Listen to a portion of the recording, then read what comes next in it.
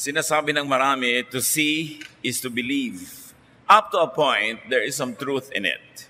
But it also limits, it inhibits.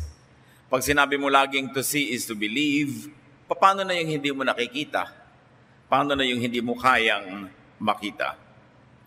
To expand your world, your view, perspective and mind, your thought, your power, you have to be aware of and believe in the invisible. Mahalaga na buksan ang mata sa hindi nakikita parati at maging handa tayong makakita ng sa karaniwang pagkakataon ay hindi nakikita. High religiosity and spirituality is not about just rational theology. It is also about invisible realities. Ang pag-aaral natin ngayon, isang malaking hakbang sa paglagong espiritual, pinamagatan natin, see and be blessed. Panginoon, salamat dahil lagi nyo kaming nakikita.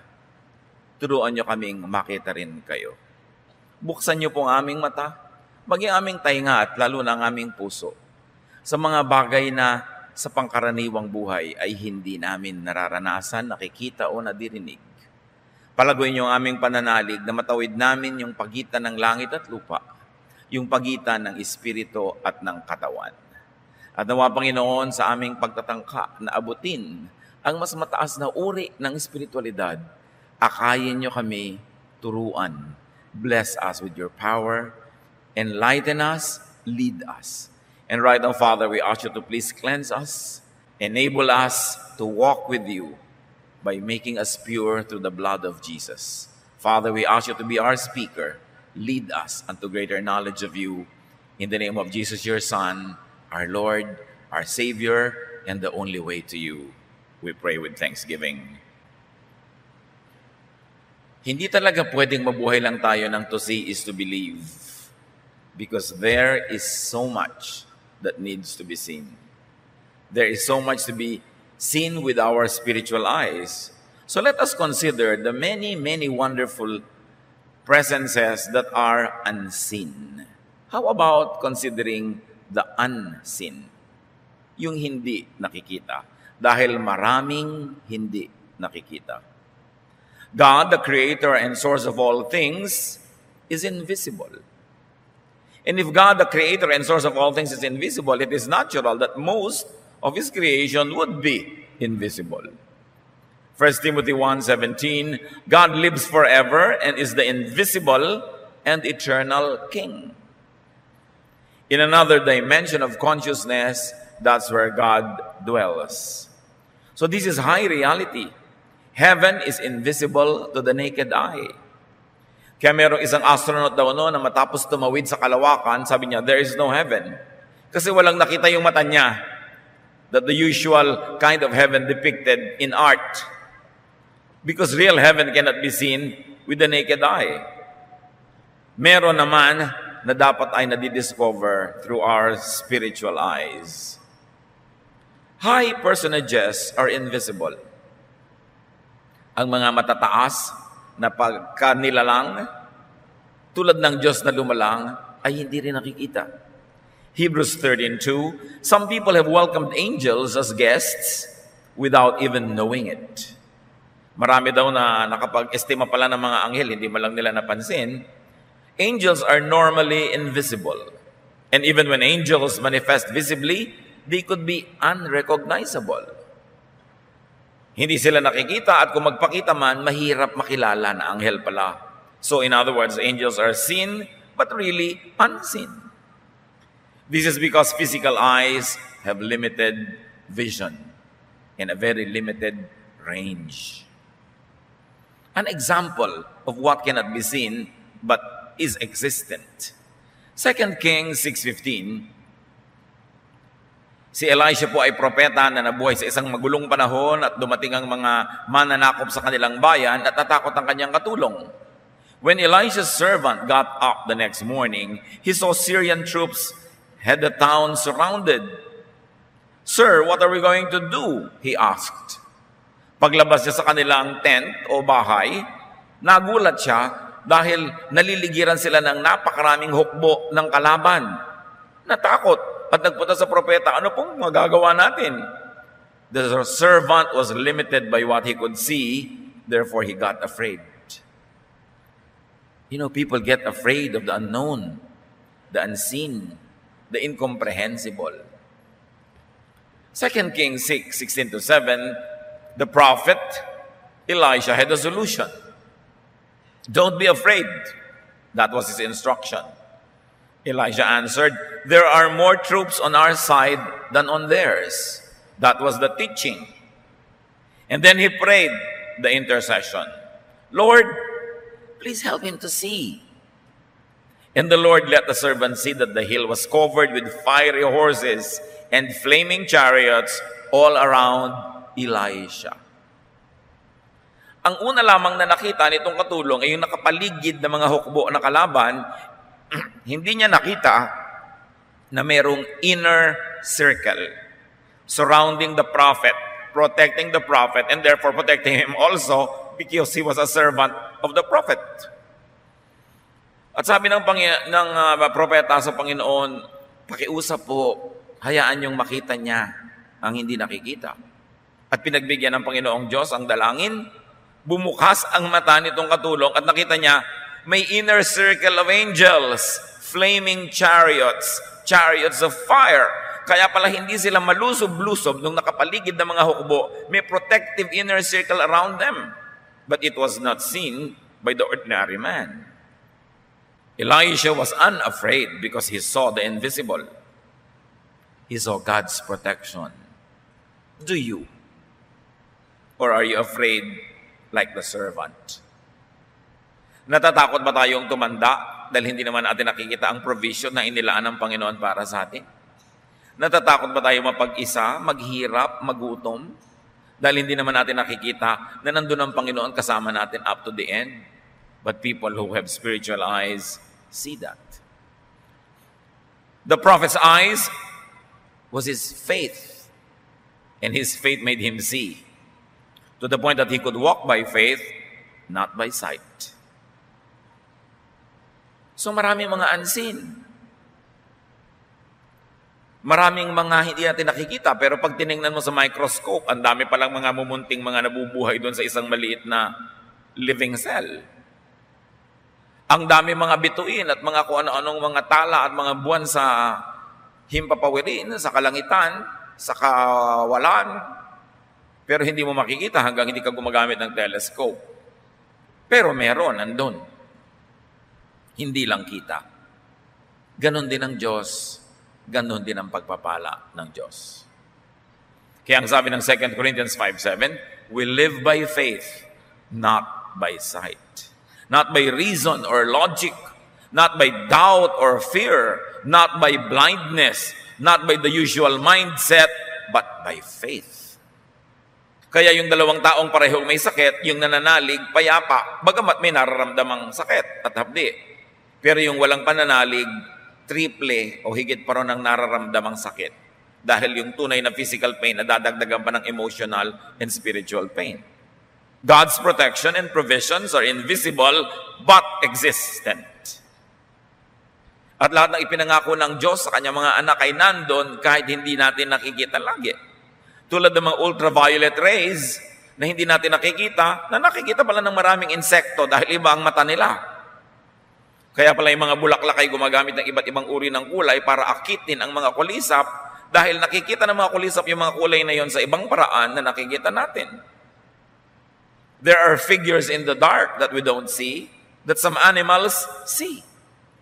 Kasi kaya ng mata nila. Kaya hindi pa natin nakikita, tumatahol lang ang aso. Dahil siya may nakita na. Yung mga gumagamit ng infrared goggles, mga military with advanced weaponry and equipment, they can see the enemy in the dark because the goggles that they put on their eyes enable them to collect light even from the stars in a dark night. And those light, very little as it may be to the naked eye, can actually increase in strength to enable the wearer of the goggles to see people in the dark. Goggles pa lang yun. Ano pa yung spiritual goggles that God can give to those who believe. High ideas and concepts and truths are also invisible, inaudible, incomprehensible to the physical senses and to common knowledge. Iba ang alam ng utak, iba ang nauunawa ng reason and logic, iba ang naaabot ng pagre-research, ng empirical data, iba ang naaabot ng ang mga physical sciences, at iba ang naaabot ng pananalig. Hindi sila magkakalaban, magkakaiba. Kaya ibang mga tuwiran at iba ang patakaran sa buhay ng isang taong naniniwala lang sa physical laws. At iba yung nakakaunawa ng spiritual laws. Yung nakakaunawa ng spiritual laws, kaya niyang magpatawad kahit sinasabi ng logic, hindi dapat. Kaya niyang magbigay kahit sinasabi ng utak, huwag. Kasi meron siyang higit na pinaniniwalaan at higit na naaabot. Kaya niyang harapin ang hirap. Kaya niyang tiisin ang dapat tiisin. Hindi katulad ng ibang bumibigay agad dahil sila ay pinaghaharian lamang ng physical laws. 1 Corinthians 2:12, God has given us His Spirit. That's why we don't think the same way that the people of this world think. That's also why we can recognize the blessings that God has given us. Sabi dito, pinananahanan kami ng Espiritu ng Diyos, kaya iba kami mag-isip, hindi tulad ng pag-iisip ng karaniwang tao. Kaya nakikita namin ang pagpapala, kahit sa tingin ng iba, hindi ito pagpapala. Kaya ang tunay na nananalig, kahit na humaharap ko minsan ng hirap, sa paggawa mo ng mabuti, nasuklihan ka pa ng masama, sa pananalig mo na ang Diyos ay hindi natutulog, alam niya ang kanyang ginagawa, at meron siyang gantimpala sa lahat ng mabuti, natitiis mo. At hindi ka lang nagtitiis, nagkakaroon ka pa ng spiritual joy na akala tuloy ng mga ibang tao, loka-loka ka. Naglilingkod ka, napapagod ka, at nasasabihin ng iba, hoy, be practical, nakakapagod yan, wala ka namang kita, lingkod ka ng lingkod sa Diyos. Pero iba kasi ang nakikita mo. Ngayon mga kapatid, kung ang pangangatwiran mo, pamumuhay, patakaran, tulad lang ng kapitbahay mo hindi nakakakilala sa Diyos, mag-isip-isip ka. Dahil dapat iba ka. Kung ang galit niya ay galit mo rin, ang inis niya ay inis mo rin, ang iksi ng pasensya niya ay iksi rin ng pasensya mo, mag-isip-isip ka. Baka di ka pa tinatahanan ng Espiritu ng Diyos. Kasi kung nananahan sa iyo ang Espiritu ng Diyos, naiiba ang iyong pananaw. Definitely, you don't become crazy. You don't become foolish. But you are now governed by higher spiritual laws. The laws that tell you that all good will be rewarded, all evil will be punished. That God is just. And you should be good even though people are bad. That you should lay up for yourselves treasures in heaven and not only on earth. That you should obey God even though your logic tells you that you must have other priorities. Yun ang katunayan na tayo nasa Panginoon na. Bagamat wala naman sigurong ganap na nagiging 100% iba, pero dapat naman nakakakita ka na palaki ng palaki ang pagkakaiba mo sa isang karaniwang taong hindi naman nananalig sa Diyos o hindi kumakain ang salita ng Diyos. 1 Corinthians 2:14, only someone who has God's Spirit can understand spiritual blessings. Anyone who doesn't have God's Spirit thinks these blessings are foolish.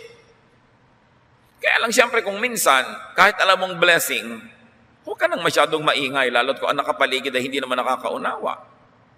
Halimbawa, for instance, nagkasakit ka o ang mahal mo sa buhay, pero yung spiritual eyes mo see that this illness is really a blessing.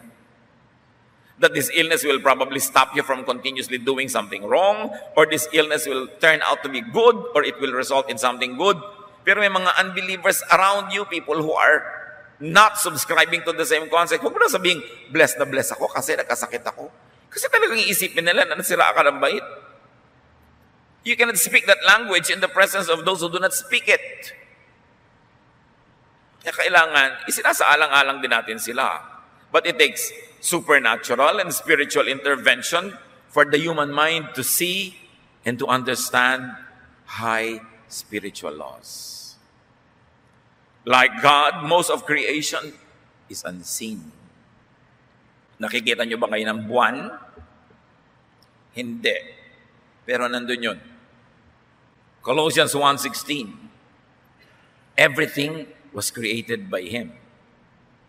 Everything in heaven and on earth. Everything seen and unseen.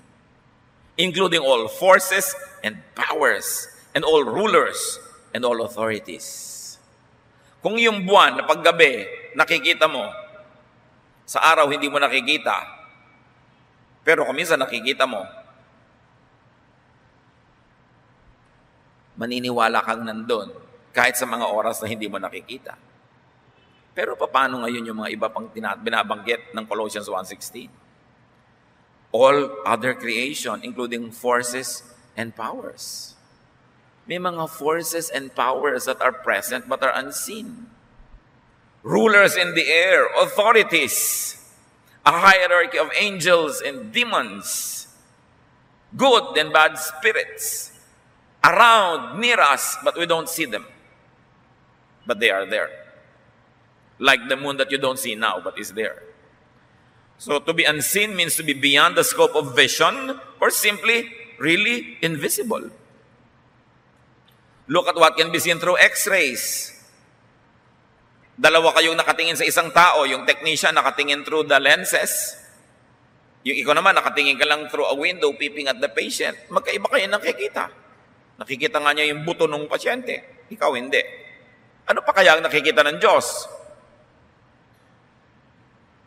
Pag nagpa-Doppler test ka ng ugat mo dito sa leeg, sabi ng dugo mo, shh, shh, ganun pala, tumutunog. Pati ang tunog ng dugo mo, yung lakas at hina nun, tono ng dinig ng Diyos, kaya alam niya ang kalagayan mo every moment. Ano pang alam niya? Through the ultrasound, we can see what's inside the womb of a woman who is pregnant, but with or without it, what does God see? When you look at the microscope, the telescope, and these are just all human devices. What more if God enables you to see? Through another set of eyes. Ang dami nating hindi alam. Ang yabang-yabang ng tao. Yung mga nakapag-aral ng konti, yung mga may natutunang konti, ang yabang-yabang na, ayaw nang maniwala sa Diyos, ayaw nang sumunod sa salita ng Diyos. What we know is very little. What we do not know is immense. What we see is so minuscule compared to what we do not and cannot see. So look at what could be seen by closing your eyes and opening up to the spiritual world. Most heavenly treasures and reserved blessings are unseen.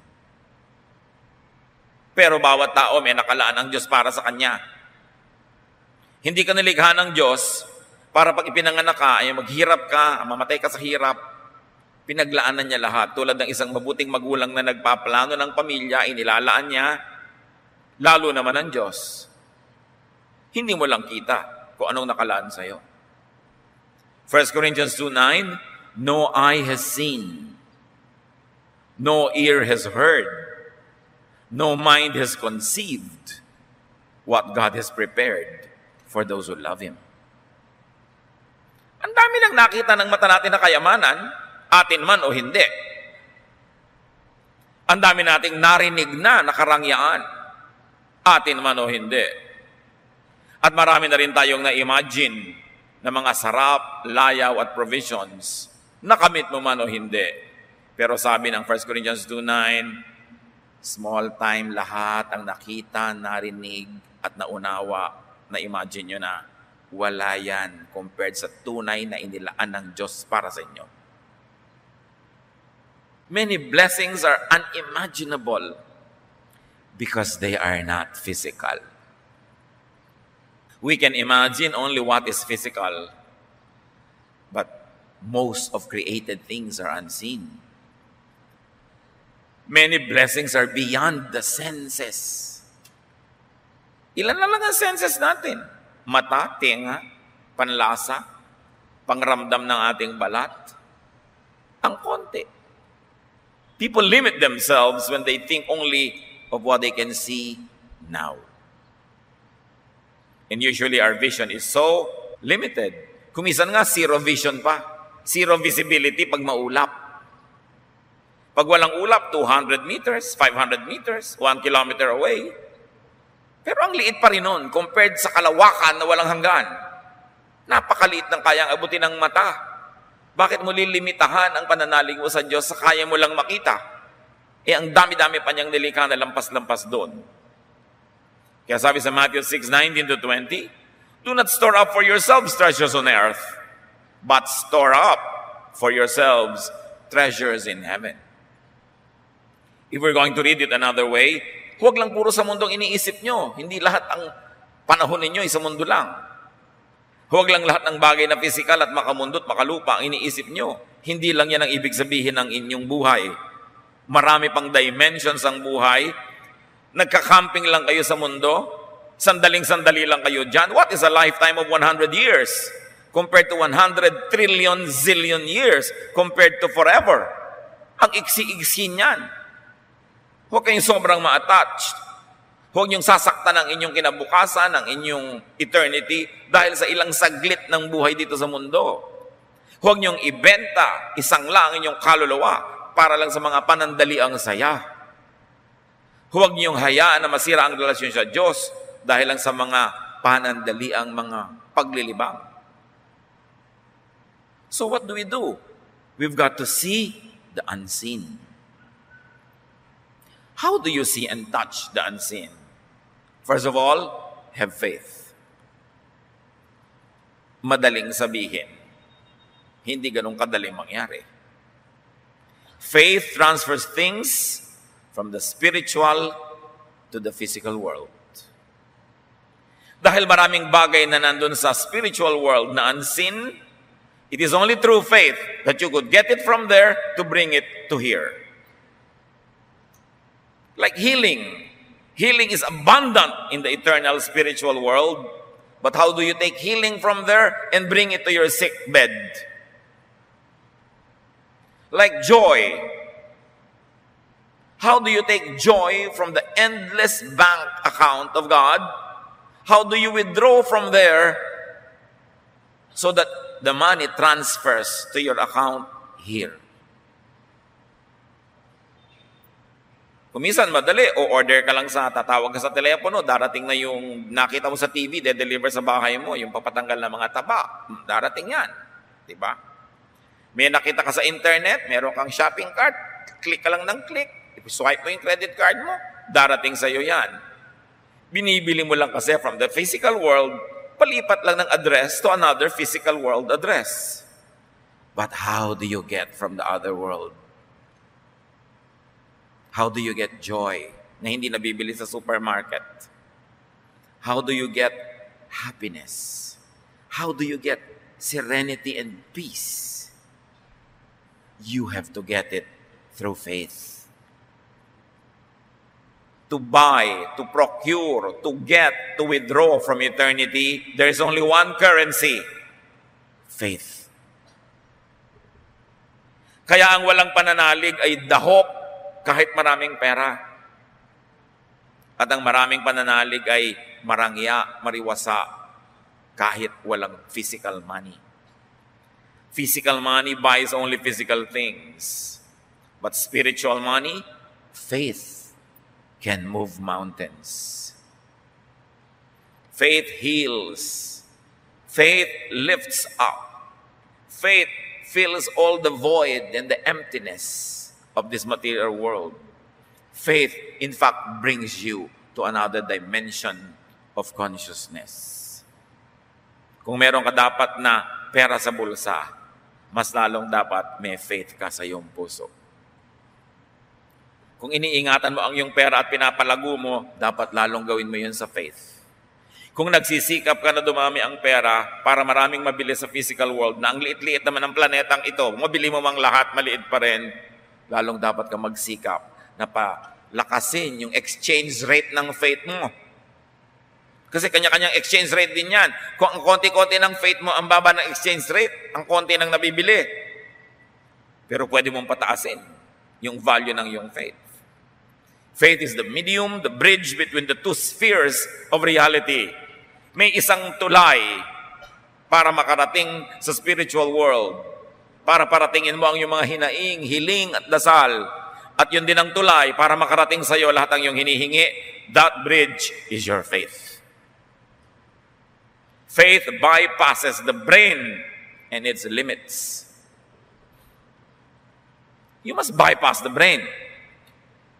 Because if you will operate only on logic, only on thought, only on reason, ang konti ng pwede mong makamit mula sa nilikha ng Diyos. Faith makes the unseen visible and real. Hebrews 11:27, because of his faith, Moses left Egypt. Moses had seen the invisible God and wasn't afraid of the king's anger. You see, Moses left Egypt. It was the result of his seeing God. What do you live when you see God? Anong ibig sabihin kay Moses na iwan ng Ehipto? Doon siya lumaki. Prinsipe pa nga siya doon. Yun lang ang mundong kilala niya. Para pangunahan ang mapapakatigas sa mga ulo na halos 2 milyong katao, na wala namang baon, walang makain sa daan, patungo sa promised land. Ang iniwan niya, leading a very organized Egyptian civilization.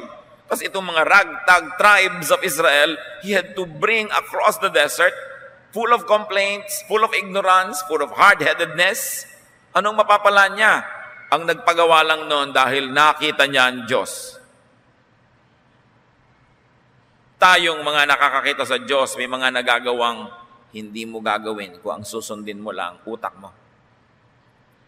Mga nagagawang dakilang mga gawain, mga dakilang kahit kuminsan na ipagpapakasakit.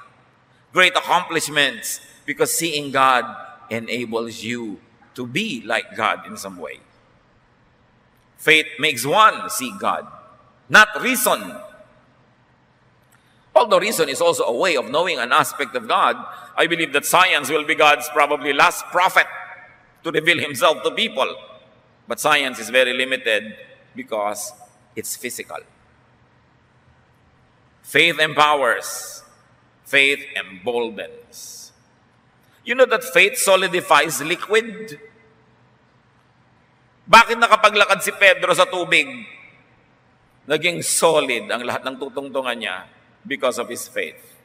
At nung nanghina ang pananalig, naging liquid uli, lumubog na naman siya. Faith solidifies liquid and gas. That's why even unseen elements could be seen by those who believe. Faith turns into work, like in Moses. Faith turns into action. Kaya kung puro na lang tayo daldal, wala naman tayong ginagawa, hindi faith yun. Akala mo lang. Kaya dapat sinusuri ang sarili. The highest activity of man, develop and strengthen your faith. Because it is your bridge to the divine. It is also the channel through which the divine could bless you. As you have faith, so you could be blessed. Work this out yourself. Nobody can develop your faith for you. There is no manual that will tell you how. Kanya-kanyang kapa, kanya-kanyang sikap. Pero ang mahalaga, binigyan tayong lahat ng Espiritu ng Diyos ng panimula, puhunan. Tinuturuan tayo at inaakay sa mga unang hakbang para natin ma-develop ang ating pananalig. Philippians 2:12, continue to work out your salvation with fear and trembling. Hindi sapat na born again ka na once. Continue to work out your salvation. Continue to practice, to exercise till it develops. Have indwelling of the Holy Spirit. That initial presence of the Holy Spirit when you accept Jesus as your Lord and Savior. But have infilling. A presence that is above the minimum. A presence that keeps growing to the point that you can see more and do more and understand more and have anointing. That special empowerment of God for you not only to see but also to be seen. For you not only to hear but also to speak and be heard. For you not only to receive blessing but also to become a channel of blessings. So develop the Spirit like and better than you develop your body. May mga nag-gym 3 times a week. Meron 5 times a week pa. Meron pa mga pilates, meron pang mga belly dancing, meron pa mga running, may mga walking, kung ano-ano, sari-sari. How much time do you devote in developing your faith? Your spirit. That seed of God that is in you that must grow to fill you, to fill your every cell and every membrane and every bodily organ to the point that it explodes through your skin and your neighbor feels the Spirit in you. Meron na kayang gym for the Spirit? Meron. Church dapat. But how much do we give to church? And church going, and church attendance, and church activity, and involvement? The fellowship that is headed by Jesus Himself. Dapat ang laki-laki ng ating involvement. Kasi yung spirito natin na nakataya. Pero bakit sobrang pag-aalaga ng katawan? Ilang oras ang ginagamit mo para ipareband ang kulot mong buhok at ma-relax? 3? Kung kukulayan pa. Kung lalagyan pa ng highlight. Ilang oras ang nauubos sa pagpamanicure, pedicure, sa pagpapafacial, sa pag-gym, sa running, sa jogging. Hindi naman masama yun, ha? Pero, gaano naman, natutumbasan ba ng oras sa church? Sa pagbabasa ng Biblia, sa pagmumuni-muni, sa pag-aaral, sa paglilingkod? These are the ways that you develop your spirit. The spirit is so undernourished.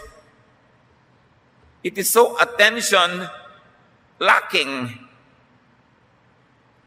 Tapos magtataka tayo, why are our prayers unanswered? Bakit madali tayong matakot? Bakit madali tayong nervyusin? Bakit madali tayong magalit? Madaling magselos? Madaling matukso? Nagtaka ka pa. Wala namang boosters, walang vitamins, walang development, kulang. Samantalang yung spirito mo naman ang bibit-bitin mo pagharap mo sa Diyos. Yung spirito mo ang dadalhin mo sa kabilang buhay. Yung katawan mo, iiwan mo na lang dito. 90, 70 years mo lang gagamitin yan. Tapos wala na, pero lahat ng oras napunta na doon. Dapat bigyan ng pansin. Be transported into eternity through the Spirit. And if you would take care of your car so it could transport you from point A to point B, how much more your spirit, which will transport you from earth to heaven. From that which is limited to that which is eternal and limitless. How much do we take care of it? We don't, because it is unseen, and therefore we ignore it. But what is unseen is also very present. Ask God to increase your faith.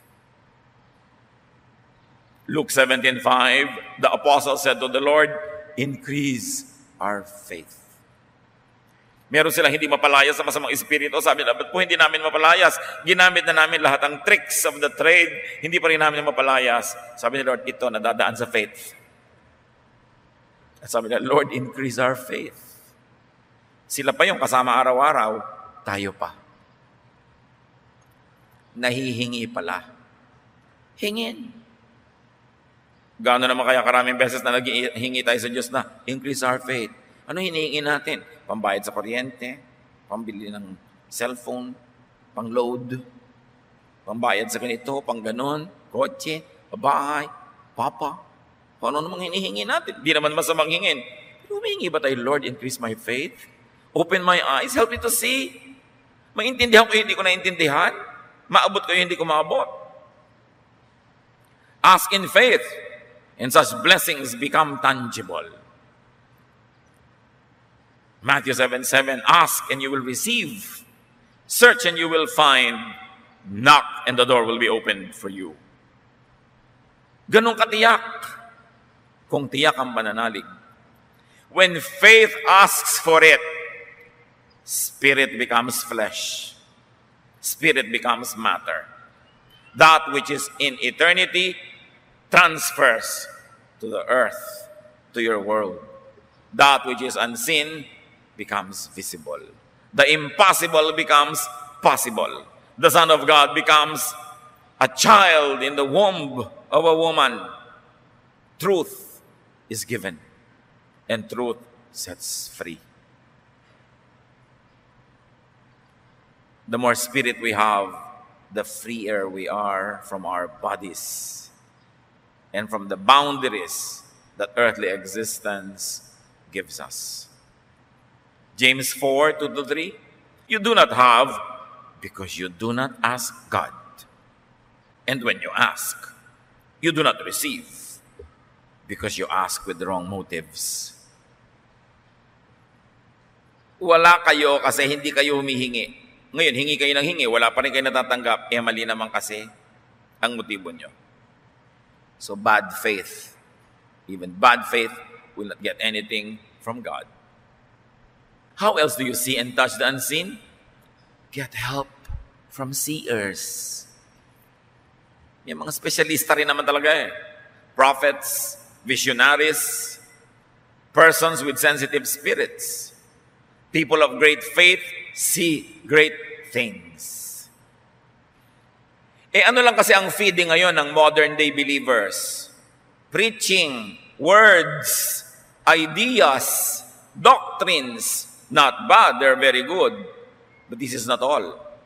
Sabi sa Bible, God called some to be prophets, some apostles, some pastors, some workers, some soul winners. In other words, ang dami-daming taong dapat nating isali sa nagpapakain sa ating espiritu. Do we listen? Do we get ministrations from people who are gifted with prayer? Do we get ministrations from people who are very sensitive to the Spirit? It's good kung nagpunta lahat sa pastor nyo yun. Paano kung hindi? Kailangan maghanap buhay ka. Kailangan gumawa ka ng paraan.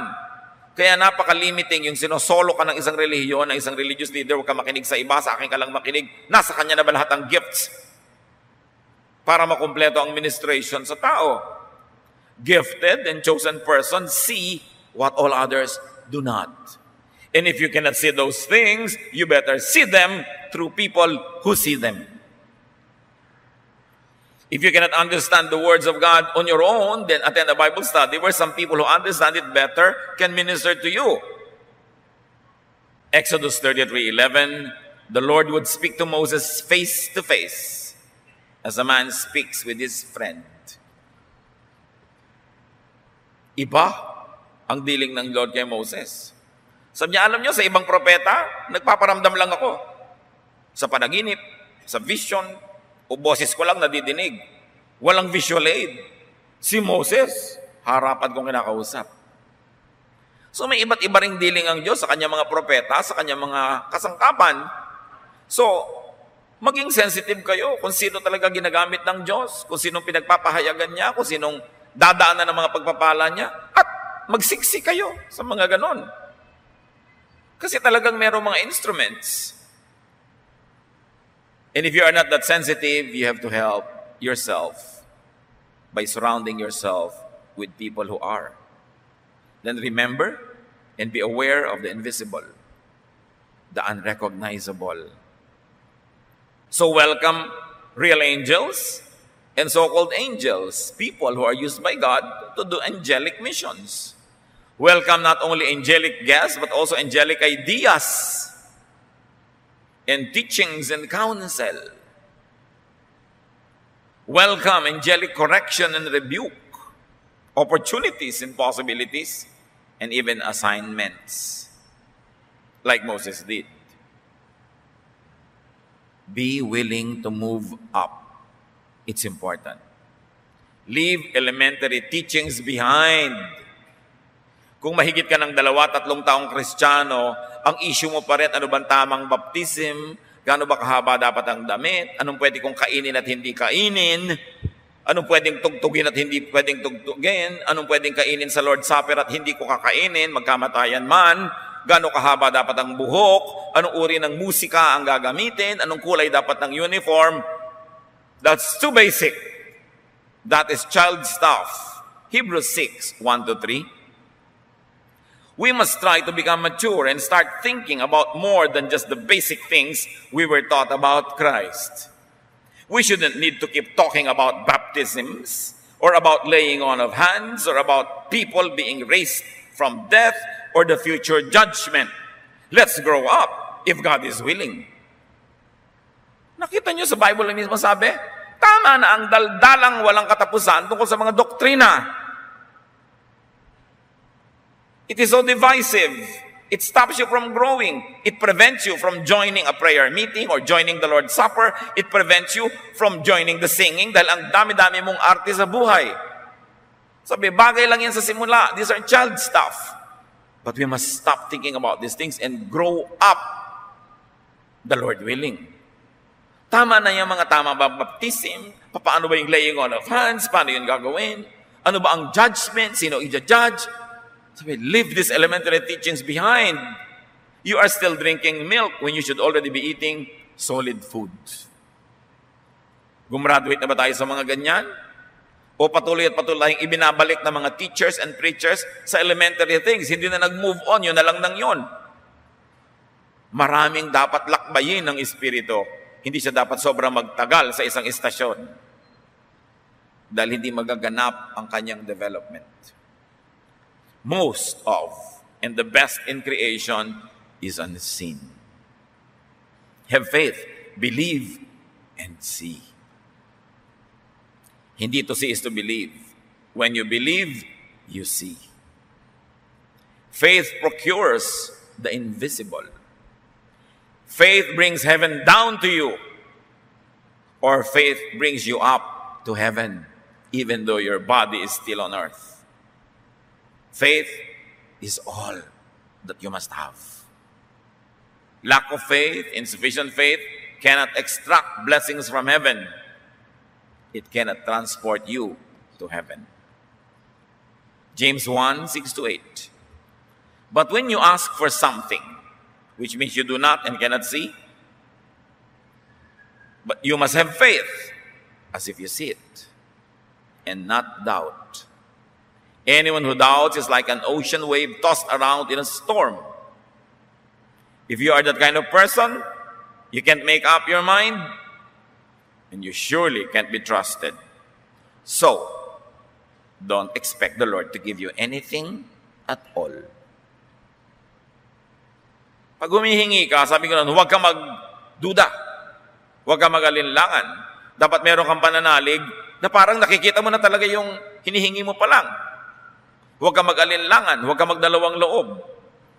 Yung nagdadalawang loob ay para lang daw maliit na bagay na sinisiklot-siklot ng mga alon, walang mararating. Kahit nagkandahilo-hilo ka na kasisiklot sa'yo ng alon, wala ka pa rin pinupuntahan dahil paikot-ikot ka lang doon. Ganun. Kung ganyan ka, nagdadalawang loob, walang pananalig, hindi ka pwede pagtiwalaan. So, huwag kang umasa na may matatanggap ka. Faith is everything. Faith procures the invisible.